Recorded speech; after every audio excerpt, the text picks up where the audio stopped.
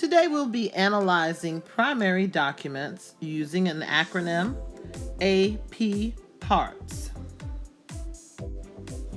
The A in the acronym stands for the author.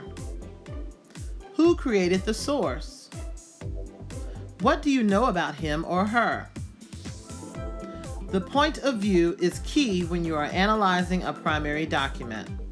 So think about their position in life and their background when you're reading the document.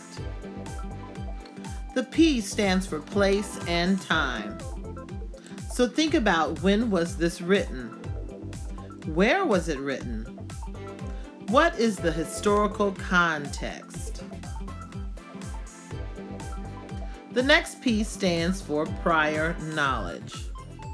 Now it's time for you to put your historical thinking cap on and start to think about, what else do you know about this topic or subject? The next A stands for audience. So you start to think about, who is this intended for? Was it intended for clerics? Or maybe the crown? Merchants? Workers? Everyday people? The next R stands for reason. Why was this document created? What was its purpose? Think about all of that when you're looking at a primary source. The T stands for the main idea. What point is this source trying to convey? What is it trying to tell you? And finally, the S stands for significance. Why is it important? So what?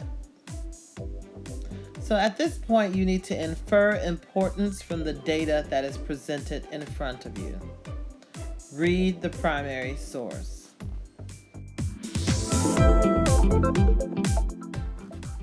Now we're going to discuss the acronym for analyzing visuals. It's called OPTIC. When you're analyzing visuals, you want to take time and look over all aspects of the visual. Read the captions, look at every part of the visual.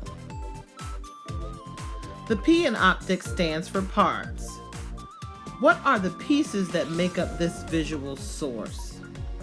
So take time out and look at the visual. The T in OPTIC stands for title. So does the title reveal anything about the visual?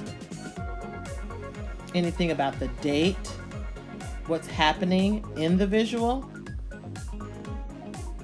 I stands for interrelationships. So how do the subjects of the visual interrelate?